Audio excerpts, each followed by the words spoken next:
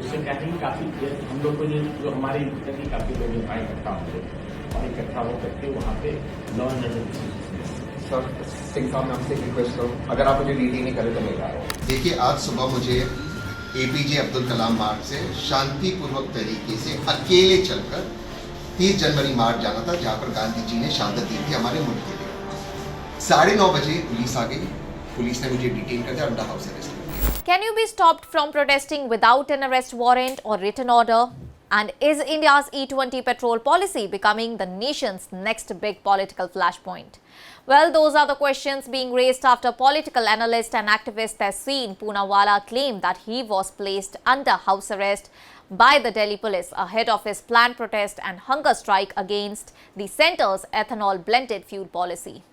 Well, his allegations have triggered a fresh political row, with Tehseen Poonawalla directly targeting Union Road Transport and Highways Minister Nitin Gadkari over the implementation of E20 Petrol. And according to him, he was scheduled to march to Gandhi Smriti in New Delhi, where he intended to hold a silent protest and an indefinite hunger strike against the government's E20 fuel policy.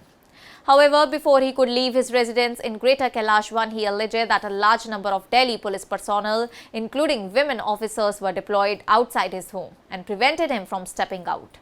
Tehseen Poonawalla shared several videos on social media platform X showing police officials stationed outside his residence. In one video, he questioned the officers, asking under what law he was being stopped and demanding to see any written order or legal document authorizing the action.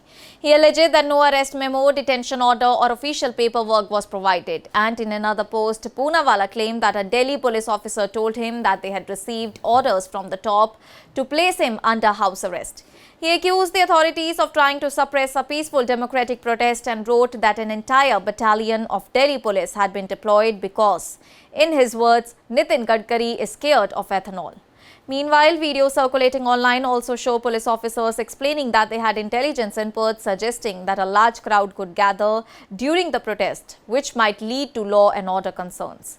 Well, according to the officers, preventive measures were taken to avoid any untoward incident, and as of now, however, Delhi police has not issued a detailed public response addressing Poonawalla's allegations. The controversy centers on the government's E20 petrol policy, under which petrol sold in India contains 20% ethanol blended with 80% petrol.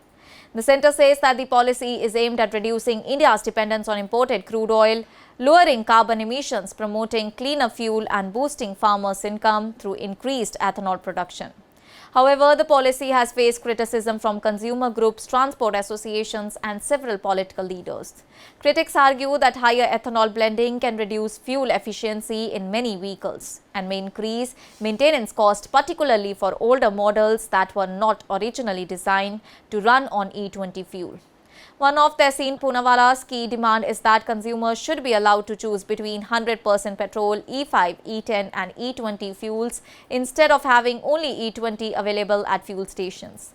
He argues that vehicle owners should have the freedom to decide which fuel best suits their vehicles, and the debate gained further attention after Union Minister Nitin Gadkari recently acknowledged in Parliament that E20 fuel can reduce mileage by 2 to 6% depending on the type and the age of the vehicle.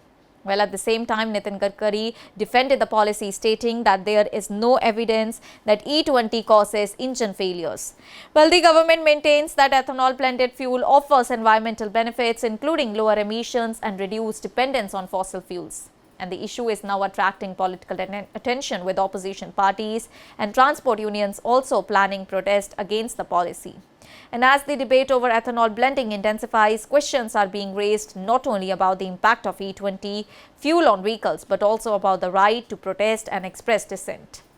Well, do you think that consumers should have the freedom to choose between regular petrol and ethanol blended fuel? That's all for now. Stay tuned to the Savera for more updates. Do like, comment and subscribe to the channel.